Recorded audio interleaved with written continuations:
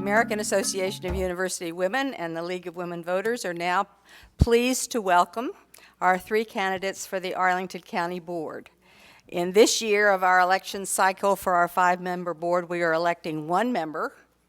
Every once in a while we elect two. This year we are electing one member, and it will be from among these three that you're about to hear from. We're going to give them an opportunity to make a 3-minute opening statement, and then we will get to your questions. So we will start with Mr. Wavro, who is a representative of the Republican Party. Thank you so much. Hello, my name is Matt Wavro. I'm an Eagle Scout, a 100 Homes for the Homeless survey volunteer, and a volunteer junior achievement instructor. I've taught junior achievement at Kenmore Middle School. I'm running because Arlington is a great place to live, and I think one of the important ways that we can keep it a great place to live is to make sure that everyone's voice is heard in the political process. I want to make sure that we elect a new voice to ensure that everyone's voice is heard in the county boardroom, and not just an insular one-party county board only listening to citizens of a particular political party and viewpoint. I'm running on a platform of fiscal responsibility. When property tax assessments go up 7%, we shouldn't have to raise tax rates on top of that in order to balance our budget. My opponent, Ms. Garvey, pledged fiscal responsibility in her last election to the county board, yet voted for that tax rate increase. I'm also part of fiscal responsibility also is the capital spending plan. We should have a much more responsible long-term capital spending plan that doesn't lock us into rent and tax increases each year for the next 10 years in order to maintain our AAA bond rating, something that the current capital spending plan does. I don't think that's very fiscal responsible in keeping in line with fiscal responsibility, but it also doesn't give us a lot of room in the capital spending plan in order to address challenges should they arise, if they arise, when they arise.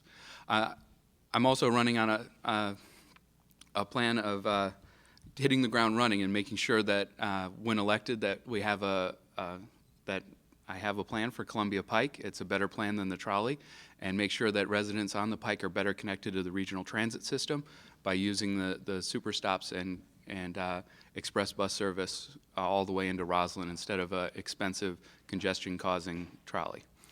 I'm also in favor of government accountability, making sure that we appoint an independent inspector general to make sure that we both have effective and efficient government, and also to make sure that we have that independent eye looking at our government programs to make sure that they have that efficiency. Some have described our financial statement audits as sufficient. That's kind of like looking at your bank statement and saying, yes, all the numbers add up. That's what a financial statement audit does. But an independent inspector general looks at that bank statement and says, yes, you spent money wisely this month, which is much different than saying, yes, those numbers are correct. I live in the Crystal City area and very happy to call Arlington home, and look forward to bringing active and engaged leadership to the Arlington County Board. Thank you so much for hosting this forum. Had a number of very active university women that gave me the opportunity to finish my master's degree in political science, and wouldn't be here without their help. So thank you so much. Thank you. Ms. Garvey?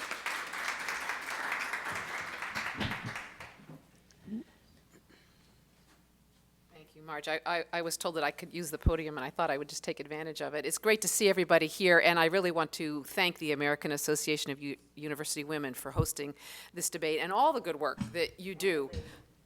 The League. And the League of Women Voters, yes, thank you. Oh, no. I actually had League of Women Voters, and then I looked at this name. Excuse me, it's when you're trying to do things a little bit on the fly. Both groups, because holding these kind of forums is exactly what our democracy depends on, and thank you for all the good work that you all do.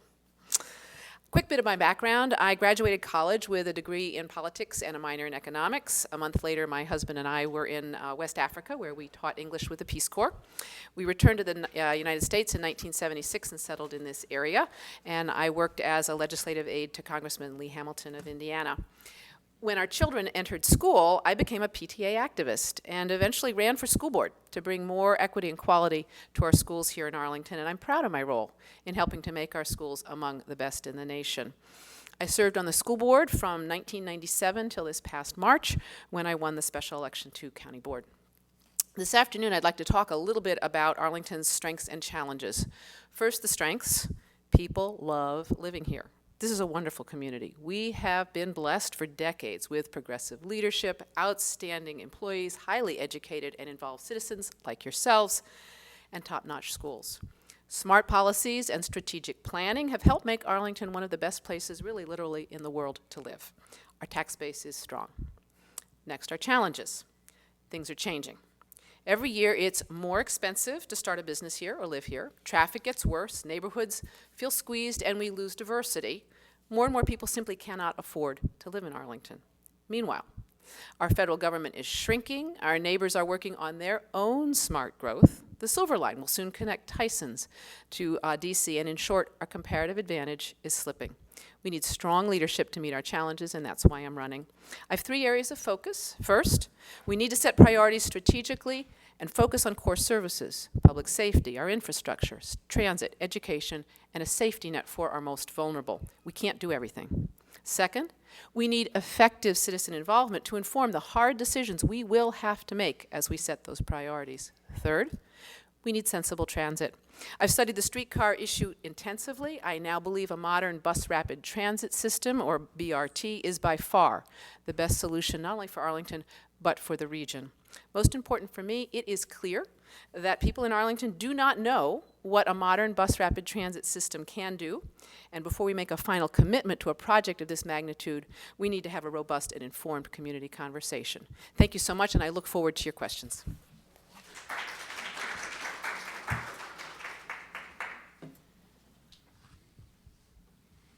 Ms. Clements, would you prefer to use the microphone? Great. All right. Good. Thank you. Good afternoon. I'm Audrey Clement. I'm running for Arlington County Board, and I seek your vote. I'm an 8-year Westover resident with a doctorate in political science from Temple University and service as a congressional fellow. As a longtime Green Party leader and civic activist, I've worked hard to promote a better quality of life for Arlington residents. My opponent, Libby Garvey, says she's an independent voice on county board, yet she approved the county's capital improvement program, which allocates $51 million in fiscal year 13 alone for phase 2 of the Longbridge Park Aquatic and Fitness Center, and is projected to cost $79.2 million before it's done. She also approved the Columbia Pike Neighborhoods Area Plan, which will eliminate 2,800 affordable units and transform the Pike into a gentrified urban canyon. Libby says she wants BRT on the Pike, and that's bus rapid transit, but abstained on the vote for the $250 million Columbia Pike trolley, which is unfortunate considering that board members are elected to take stands on controversial issues and not back away from them. In the current uncertain financial climate spurred by BRAC closures and the federal deficit, I view spending for key projects in the CIP, including the Aquatic Center and the trolley, as reckless and irresponsible, and will oppose them unless the county's financial outlook improves substantially. In addition to opposing profligate capital spending, I have a specific plan of action to promote fiscal responsibility that emphasizes funding basic needs and investment in sustainable infrastructure. If elected to the county board, I pledge to not raise taxes and repeal this year's tax rate increase, to keep libraries open 7 days a week, replace trailers with modular classrooms, accelerate the county's street repaving program. Finally, in promoting sustainable growth, I pledge to hire an inspector general to audit the budget, to use the commercial real estate tax to improve existing transit facilities instead of funding the Pike trolley, to consolidate housing programs in one agency to leverage more funds for affordable housing, to provide a year-round homeless shelter that will not break the county budget, install solar panels on all public buildings to save taxpayers money. Thank you for inviting me to this forum. I look forward to your questions. Thank you, Ms. Clements. Excuse me. Okay, thank you. All right. We will start the first question with Mr. Wavero, and as I did before, we will alternate who gets to respond first. Okay. This first one has to do with transit. Some of you mentioned transit in your opening statements, but the question is, What can Arlington do to help address the orange crush, as it's called, the crowding on the Orange Line, especially after the Silver Line opens and begins sharing space on the tunnel that goes under the river? That's a very tough question because not even Metro has come up with an answer to it yet. So thank you for the tough question to get everything started. I think that over the long term, I think additional tunnel through Roslyn in the next 20 or 50 years would be an appropriate approach. That's a very, very long-term approach, but I think that would be the next step towards alleviating that congestion on Metro. Usually we hear about congestion elsewhere, through the Roslyn Tunnel on into Foggy Bottom. Increased bus service on the surface streets would be a short-term way to alleviate that going forward, but I would work through Metro in order to achieve that. I think that by appointing a transit professional as our representative on the WMATA board would go a long way towards developing those types of solutions through the governance system that we currently have for WMATA. So I think that generally talks about it most often, but I've been getting a lot of questions about the Rush Plus system, which has added additional Orange Line trains and has reduced some of what's known as the Orange Crush, but it has been at the expense of Blue Line riders from Crystal City and Pentagon City. My plan for Columbia Pike and for Crystal City involves a articulated bus that travels all the way into Roslyn and services that station and provides more access to South Arlington residents in the region to the regional transit system. And if you've seen the 10E bus that runs from Braddock Road into Roslyn on a weekday basis, it gets you from Crystal City to the Roslyn station in less than 10 minutes, whereas if you walk down into the Metro and take the Metro from Crystal City, it takes you a half hour, sometimes 45 minutes as you wait for the train to arrive, wait for all the Orange Line trains to come through as you wait in the tunnel before it services the Roslyn station, and then on into Roslyn. And then you probably get to hike up a broken escalator too to make it all worth your while. That my general approach would be to increase that bus service to better service the Blue Line, and then also to look towards long-term solutions on the Orange Line, which I think would help. Thank you. Ms. Garvey? Well, Matt's right. It is a difficult issue, and really it is long-term solutions we need to be thinking of, but you've got interim ones. And that does involve working with Metro, working with our neighbors to look about adding cars and how we might do that. I know we're also working on trying to get people to consider other routes, alternate ways of getting to where they need to go. And the reason, this actually is one of the main reasons that I am so interested in pursuing bus rapid transit. I have had the opportunity over the last several months to talk with leaders in neighboring jurisdictions, and I now know that in Montgomery County they are working on a bus rapid transit system and actually some interest in perhaps connecting over into Arlington. Fairfax County is working on a bus rapid transit system. Alexandria City is working on a bus rapid transit system. We actually ourselves are planning to put one into Crystal City as a precursor to a streetcar. So when I think about it, there are these bus rapid transit systems all through the region with one place right in the middle, Arlington County with Columbia Pike, so to speak. So I think if we're going to get people riding and not using Metro and wanting them to move to another system, we need a really, truly connected system. And I think we have a tremendous opportunity actually to pretty quickly get online an excellent regional bus rapid transit system. We need to work with our neighbors to do that. I've already started doing it, and actually it's part of the reason I'm really enjoying this job and hoping to get reelected, because I think there's a lot we can do with some regional cooperation. Thank you, Ms. Garvey. Ms. Clements? Well, first of all, I do want to commend the regional transportation authorities for the decision they took to limit Blue Line service into Roslyn in order to accommodate the Silver Line. I think that is a good and sensible short-term solution to the problem.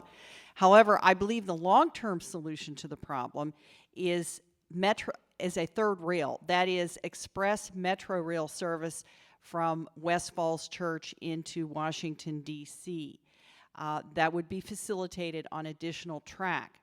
Now, because of the narrow roadway in the I-66 corridor, it is not possible to both provide an additional lane in in the corridor and additional track. So a decision has to be taken by regional transportation authorities to do one or the other. And I do want to alert voters that there is a plan in the works to widen I-66 on both sides inside the Beltway using a public-private transportation plan, a PPTA plan that would use that would funnel private money to finance such a road widening. And this is the type of transportation project that was contemplated for the I-395 corridor. And I think it's precisely what we don't need. If we do get it, we certainly can't add express subway transportation into the District of Columbia, as I earlier suggested. Thank you very much. Our next question relates to the schools, and I'm sure you all know that both of our organizations are very supportive of our public schools and anxious to see them continue in their fine quality. So this question, starting with Ms. Garvey, is, what is your position on the present revenue sharing arrangement with the school board for funding school operations?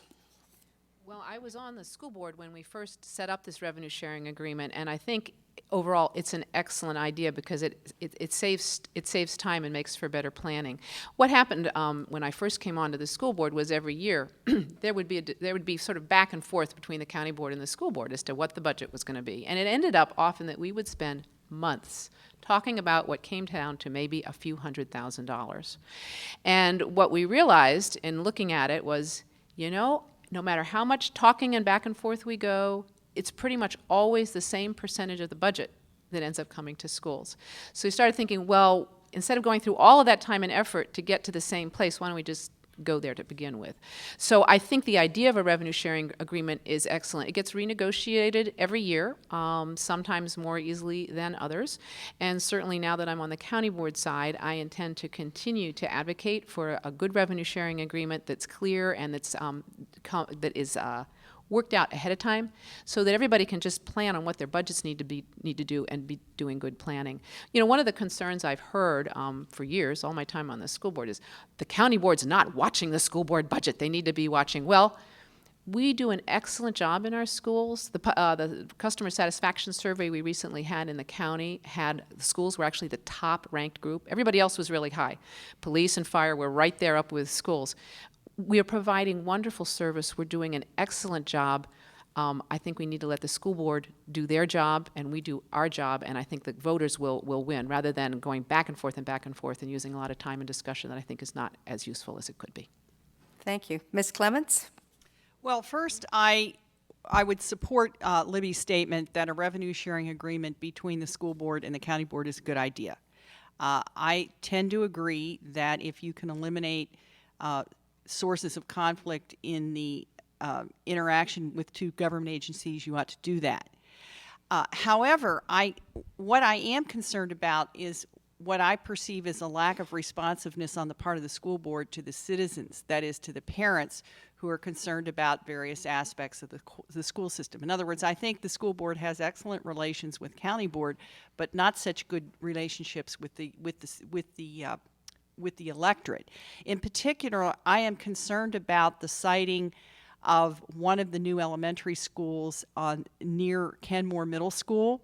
I understand that citizen input was not taken into account in the siting of that school, and their objections to the traffic congestion, which is already bad, would probably get worse with the addition of yet another school on that site. And also, I'm aware of a big conflict with respect to the siting of trailers at the Tuckahoe school site, I believe about a year ago. And again, it signifies to me that the school board is much too deferential to staff in making decisions and not sufficiently deferential to the parents. So my recommendation is that county board, if elected to county board, I would urge school board members to solicit and be more responsive to the parents in the school system. Thank you. Mr. Wavero? Thank you. Let's just be very clear about what the revenue sharing agreement, how it actually operates. It takes an Excel spreadsheet and plugs into a formula and gives you the final number for what revenue is going to be shared with the school board. Comparing that to back and forth and advocating for funding our priorities and funneling additional dollars into classroom instruction, I choose having a back and forth and looking at our priorities and making sure that we're funding the classroom instruction that we need to be funding in Arlington. Instead of a useful back and forth and putting the effort in and putting the time in order to fund our priorities, I think is exactly what an Arlington County board member is elected to do. And so I would support, if elected, I would support looking more at a baseline plus type funding model with the revenue sharing agreement, so that we made sure that there was a baseline of funding each year, but then also there was that opportunity to discuss opportunities within the school system to fund additional classroom instruction that would benefit our students and would benefit not just students that were below grade level and not just the advanced placement international baccalaureate students, but make sure that we funded those classroom instruction priorities that targeted those students in the middle that aren't always necessarily have those types of educational opportunities that inspire them, that get them engaged in that classroom instruction and open their eyes and their minds towards the opportunities that they have in both high school and then on into wherever they go for advanced education or take those ideas directly into the workforce. So I definitely would be honored to put the time in order to fund additional classroom instruction. I'd be honored to put the effort in and wouldn't default to an Excel spreadsheet in order to determine our funding and support of education in Arlington. Okay. We're ready to move on to the third question that has to do with land use and housing. And Ms. Clement will respond first. Do you support using publicly owned land to provide places for affordable housing if the land is not already dedicated to another specific use? Well, yes, I certainly do. In principle, I would have to see what specific proposal you might have in mind in order to say yay or nay for that particular site. But in general, the Arlington Green Party advocates the establishment of a housing authority that would have two principal benefits. It would realize economies of scale in the construction and renovation of public housing properties, and also it would leverage more money in the way of federal funds to support affordable housing in the county. I think it is very important to realize that one of the reasons why so many people are forced out of the county is because the high cost of the rent of the renovated units that they otherwise would have first crack at if they could only afford the rent. And one way to deal with that problem is to reduce the rent, which you could accomplish if it costs less money to actually renovate the unit.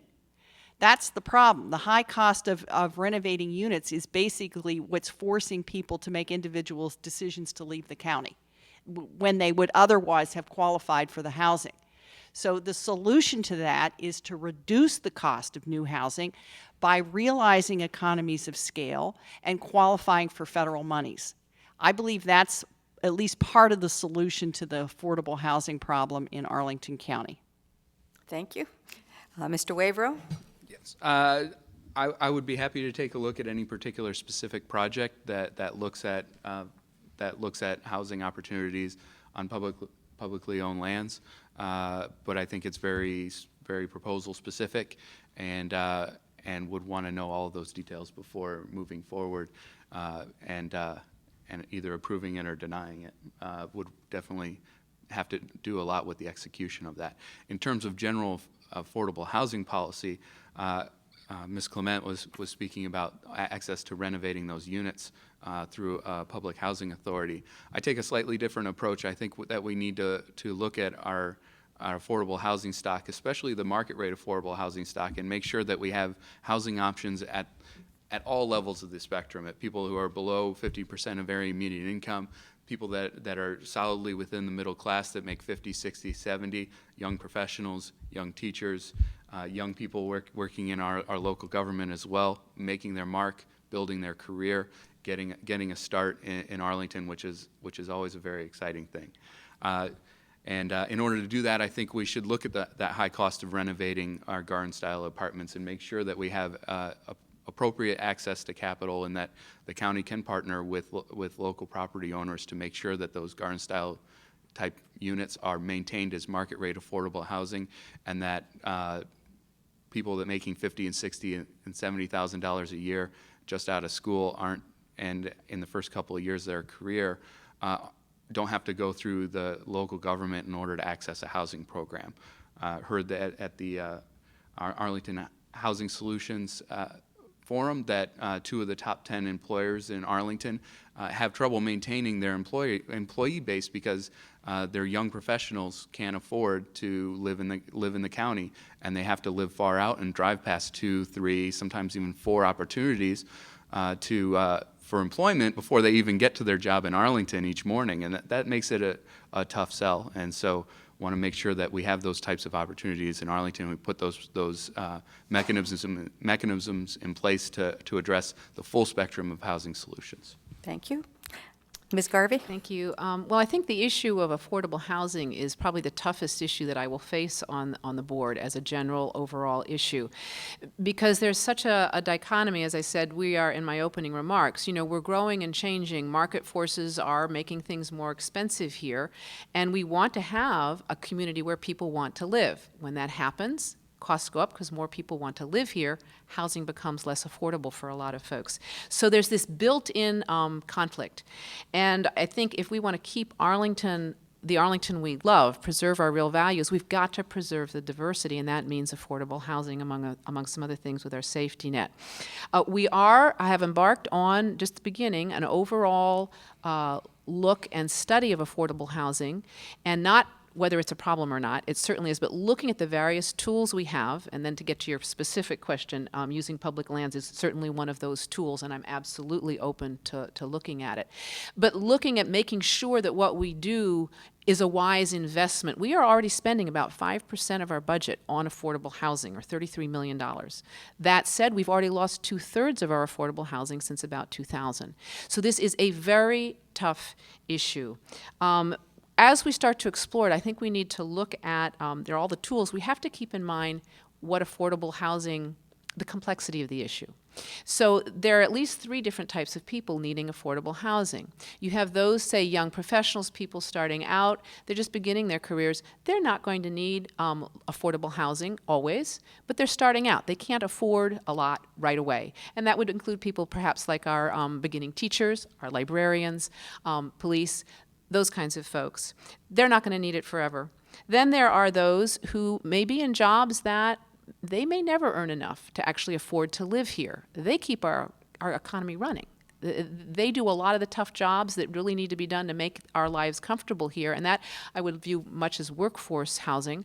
Our hotel industry is certainly interested in keeping those people here. We have tremendous interest in keeping everybody here. We want to have an emergency. We want to have our emergency workers here. We want to have the people who help support our lifestyle here.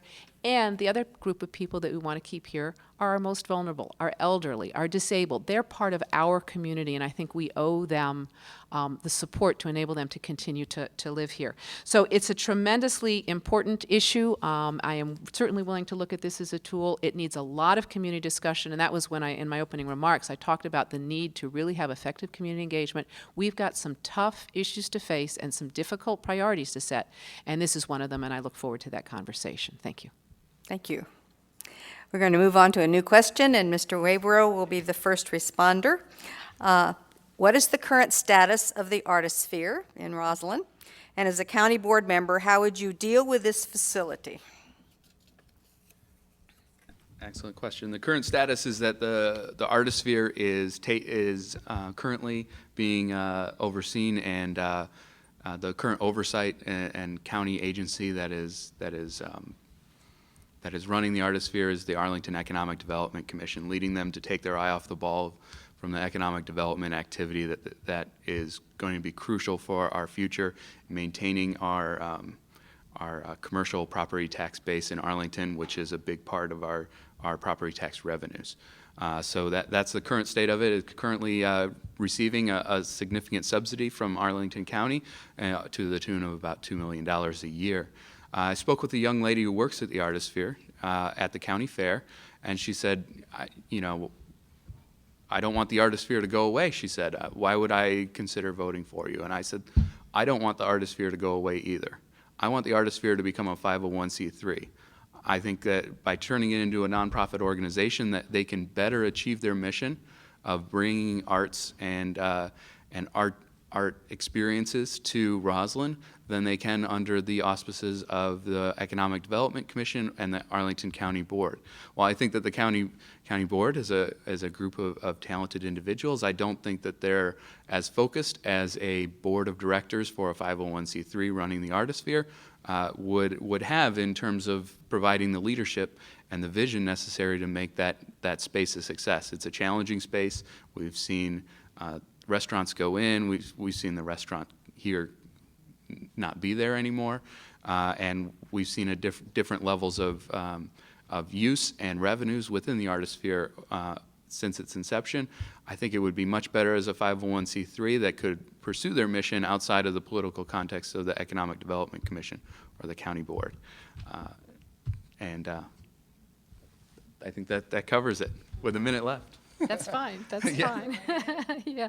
Well, I was not on the county board when the Artisphere was purchased. I think I can safely say that hindsight is 20/20, and the board might not have done it that way. But we have the Artisphere. One of the changes that was made, as Mr. Wavro pointed out, was it was originally under Parks and Rec, and they're not really into having commercial establishments run, and it now recently has been put under Economic Development. I actually think that probably is the place for it to be, because if we're going to keep the Artisphere as a county facility, it needs to be part of an overall economic development plan. The Economic Development Office is currently doing a study, not only of sort of the Artisphere, but also looking at theaters, the number of theaters we have. We have a number of theaters that we support in the county, and we're scheduled to put in 2 or 3 more black box theaters. Our schools already have a lot of black box theaters. Theaters are having, the ones who exist now are having a hard time. This is a community that really supports and loves the arts. I do too. Do we need all of these theaters? Can we afford them? I'm not sure. So I'm looking forward to that study, to looking at where we're going to be putting our dollars. It really comes down to, as I said in my opening statement, we can't do everything. And I am glad if we take a planful approach, and as I say, I'm really pleased that Economic Development is doing a study. When they come back with that, and again, a cost-benefit analysis is what we want of things, we need to look at the Artisphere for what benefits it's bringing to the community and what is it going to cost us given a best-case scenario. And when I get that information, then I'll decide about what we need to do for next steps. But I would hope to actually include, again, the community in this conversation. It's really, I work on the board. I work for you all. I work for the community. Part of my job is to represent the values of this community. So if the community wants to support an Artisphere and feels that's more important than some of the other things that maybe we can't do if we do that, then that's fine. I'm there with them because I work for you all. But I think we do have to have that really clear conversation, because it could be that there are going to be some trade-offs and it'll be clear that we need to do something else. But at this point, I don't know. When I get the good information, then I will cross that bridge. Thank you. Thank you. Ms. Clements? Well, I definitely agree with Libby that a cost-benefit analysis needs to be done on the Artisphere, but I think most of the information needed to conduct that cost-benefit analysis is already in the form of recurrent operating deficits. Right now, the Artisphere is running a $2 million a year operating deficit, even though it was reorganized recently to reduce its costs. And so I think the verdict is in that private ownership in some form or another is required for the Artisphere, and the only question is what form that private ownership should take, whether it should be operated by a philanthropy or by a nonprofit organization. This is something I myself do not profess to know. I certainly would be very interested in any report issued on the subject by the Economic Development Department, and County Board itself I'm perfectly happy if County Board itself weighs in on the final form of the Artisphere. But I think there's very little doubt that the county itself should not be funding that facility. It should be privately owned. Thank you. I'm going to try to squeeze in one more question because it's about a topic that I care about a lot. And Mr. Wavro gave us a whole minute. Yeah, I did. Yes, yes. So this, Ms. Garvey, you will be the first responder Okay. to this question. The League of Women Voters in Arlington supports providing temporary shelter to everyone in need. What is your position on the acquisition of a building on Courthouse Square for services to the homeless and other county functions? Well, as you probably know, we are working actively to purchase this building. It's been fairly controversial. It's being negotiated now. There has not been a price settled on. That's part of what's happening and why it hasn't gone forward yet. We absolutely need a year-round shelter. That's clear to me. The current shelter is about to be torn down. We've got to move those folks to somewhere else. That's been a temporary shelter for years, and I think we really do need to move to year-round shelter. In part, and I'll just take a little sideline, it's how we provide services. The more we can provide wraparound services so that people who come to us needing shelter, they often need much more than just shelter. They need medical care. They may need some mental health services. And as much as we can, we need to help get them back on their feet so that they don't need the homeless shelter. They can become active members of the community and support themselves.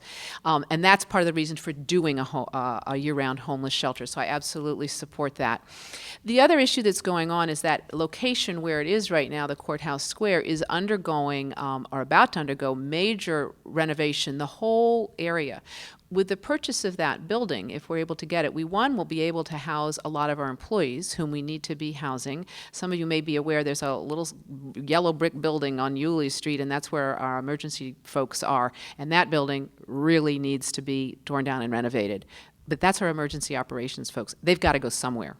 So with this purchase of this building, we can actually manage 3 different things at the same time. One, provide much needed space for our staff to move into as we renovate that building. 2, allow us to have an overall plan for a very important spot in Arlington, our courthouse town. That's really, in some ways, the heart of Arlington. And the more we can manage to control all of the buildings in that block and how they are developed, the better I think we can have that everything serve the community better. And then last, providing that year-round homeless shelter, which we absolutely need. I think the location makes a lot of sense. It's right near the police station. It's right near where the homeless shelter has been before. It's near public transportation. There are many reasons that works quite a bit. I have walked around the site. There were some people really concerned about having homeless people there hanging around their doorway and things, and I kind of understand that sense. So I walked around, and actually in looking at the site and where front doors are located and how the building would be, the homeless shelter part would be really pretty well disconnected from any of the other buildings around, the more comfortable I became with that as a location. So I think it's very good, but as I say, negotiations are still underway, and it's an important facility, and I'm hoping that we can reach an agreement that is reasonable soon. Thank you. Ms. Clement? Well, I certainly support a year-round homeless shelter, but not at the cost of the one that is currently underway with County Board. The cost, according to County Board, of the building itself is $25 million, and one of the tenants in a nearby building estimates that that's 25% above the actual market price of the property. In addition, County Board is going to spend $9 to $10 million to renovate a piece of that office building for the homeless shelter. And I think that cost is exorbitant, and I think the whole project exemplifies County Board's tendency to throw money at problems. I think that a viable year-round homeless shelter can be built and constructed in this county for something less than $5 million. And to suppose that taxpayers ought to be paying $10 million when they could be paying $5 million is basically unfair to the taxpayers. I think that County Board owes it to us, if and when they undertake a project, to negotiate the lowest price possible for a quality product. And in general, I think County Board takes the opposite tack. The more money it can spend, throw at a problem, the happier it is. I think there's a problem with that, and it's it's the principal reason why I'm running. I believe that fiscal responsibility is absolutely essential to maintaining the quality of life of Arlington residents. And for that reason, I oppose this project and many of the other projects that are currently on the boards. Thank you. Mr. Wavero, last word on this. Great. I think that the year-round homeless shelter is where the idea and somebody bringing active and engaged leadership can make a real difference. We've had individuals attending Arlington County Board meetings saying that we need a year-round shelter for years. And based on that, the Arlington County Board came back with a plan to spend a lot of money on a project that won't be delivered for a couple of years. And so instead, I think we should take that active approach of finding a building that is relatively ready to use and could be renovated for much less than the cost of the Thomas building.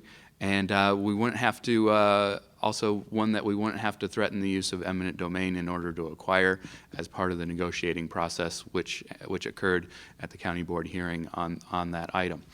I think that we can do a much better job of providing a continuum of care to individuals and our neighbors who happen to not happen to be homeless. They are our neighbors, and we owe it to them to have services available. I think we can cluster services and provide more services if we don't spend as much on the area, on the building in which we're housing them. And I would continue to support a rapid rehousing policy. That's the most effective way to address the homeless population in Arlington and to better serve our neighbor. Thank you very much. Now it's time for concluding statements, and we'll go in the opposite order that we did with opening statements. So we will start with Ms. Clement, and we're asking you to limit it to 1 minute, please.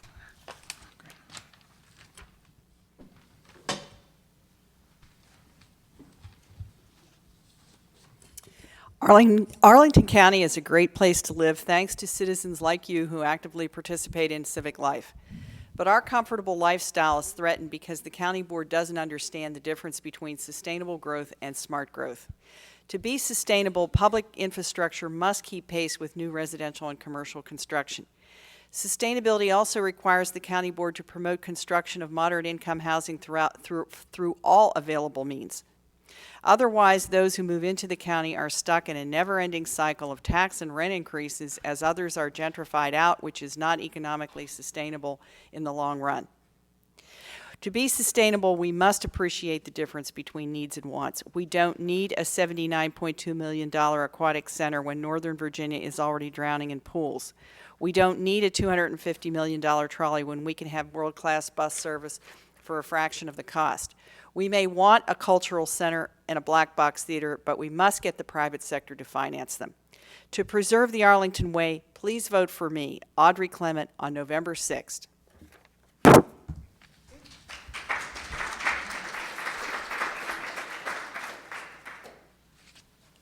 I want to thank the AAUW and the League of Women Voters for being here today. Thank you so much. I've been on the board 7 months now, and I really do see the job overall as one of managing change. There are small fixes you can do to help this community. Somebody's got a concern about a tree that hasn't been trimmed or a sidewalk that needs to be repaired. There are large issues to deal with, such as the streetcar, affordable housing. I love working on all of these issues because it's really a wonderful way to serve the community, and I believe that I've got the skill set and the experience to serve you well, and that's why I'm running. I really hope to have your vote. I'm a team player. I'm also independent, as those of you who know me know. I think I have brought strength to the board. The board is a team. We're all players, and I think I have helped add to the board's strength. I really would like to have your vote. I bring an important, different perspective, and for those of you who'd like to find more information, just go to libbygarvey.com. And again, thank you so much for being here, and I hope to have your vote. Thank you.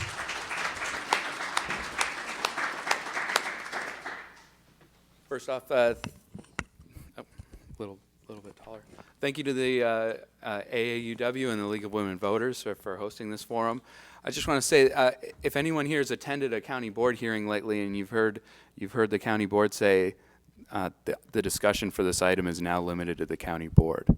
When that is heard, I want to make sure that everyone in our community continues to have a voice in that conversation as the board considers those items. That's why I want to make sure that we elect a new voice in order to make sure that everyone's voice is heard. If you've attended a neighborhood planning item, if you've spoken at a budget hearing or attended one of the budget forums, like some that are even hosted in this room here, you've wanted to make sure that the voice that you brought to that meeting, to that public meeting about an important policy issue is heard by the county board. I want to make sure that everyone's voice and everyone's opinion is heard when items are before the county board, and to make sure that happens, I look forward to working with other members of the board in order to make sure that happens, but that everyone's voice is heard. Thank you, and there's more information on my website, wavero2012.com. Thank you.